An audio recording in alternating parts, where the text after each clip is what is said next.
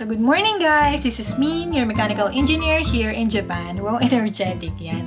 Sorry guys, sobrang tagal kong hindi nag-upload. Almost 100 days. Yes, so nakita ko lang yun sa Facebook Meta na 100 days na daw akong hindi nagpaparamdam. Ayan.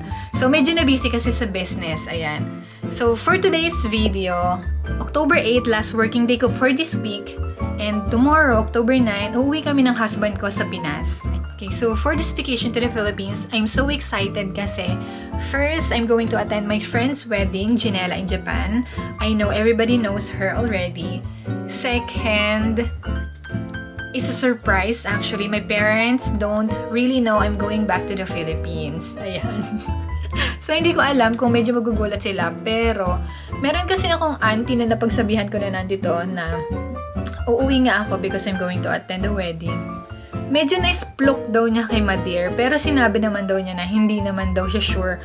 Kaya medyo parang hindi half-hearted daw si mama kung medyo maniniwala sa kanya. Pero hopefully, hindi nga. Kasi nung nakausap ko naman siya, binaling ko yung attention niya. Sabi ko, hindi ako uuwi kasi wala naman ka. Sabi ko kay mama, hindi kami uuwi kasi wala naman kaming pera. Bakit pa kami uuwi? Ayan. So, hindi ko alam kung medyo nakakatunog na siya kasi last time nung nakita ko yung post ni Ginela about her wedding, some kind of, my mom commented over there na, congratulations Ginela and Kevin. So, feeling ko sana hindi siya makatunog kasi kung ganon, wala na yung surprise. Ayan. Actually guys, medyo naka-ready na yung gamit ko.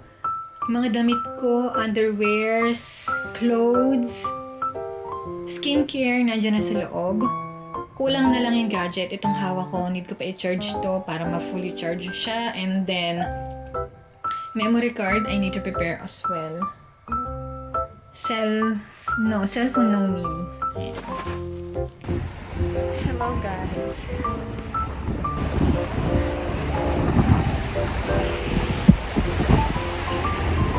So, since last day ko nga ng work ngayon, at maaga akong papasok, 5 p.m. Compare mo sa 8 p.m. talaga na pasok ko.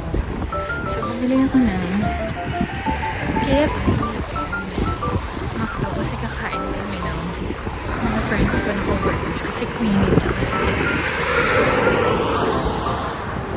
Kasi last day ko na sila makikita today. At dahil required naman talaga ang pasahero na maghintay ng mas maaga bago mag-board, nandito na kami ngayon sa waiting area.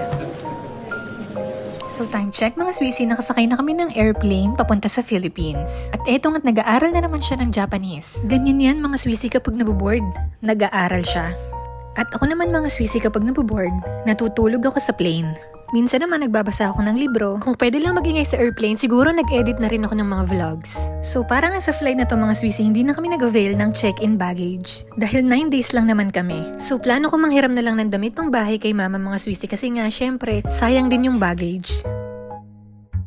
Alam niyo mga Swissy, sobrang gustong-gusto kong nauupo sa window seat. Kasi gustong-gusto kong nakikita yung mga ulap. Sobrang ganda no? Yung tipong mapapamangha na lang talaga kayo sa creation ni Lord. Ito yung tinapay na uwi ko dapat kay mama kaso kinain na lang namin kasi nagutom kami.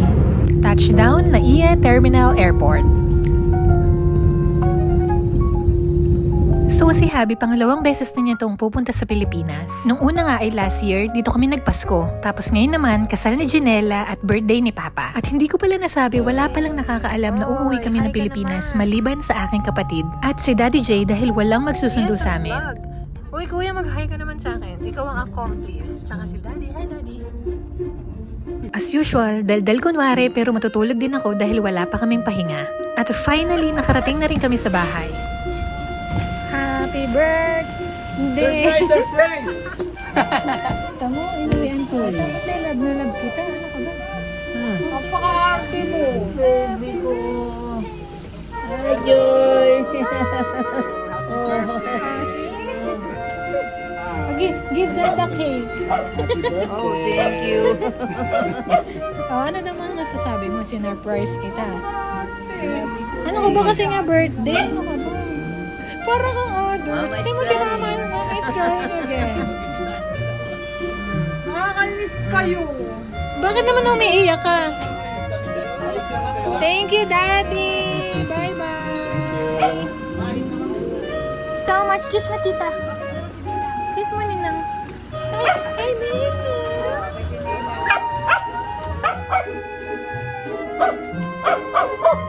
Siyempre, birthday eh. Birthday ng Papa, Ano ba? Tawagin mo muna ako, Mami. No, tawag mo muna. At eto nga yung kapitbahay namin na sobrang kulit, si Tantan. At siya nga yung una kong bisita nung gabing yun. Ang cute, diba? Hanggang dito na lang muna, guys. Thank you for watching. Bye-bye!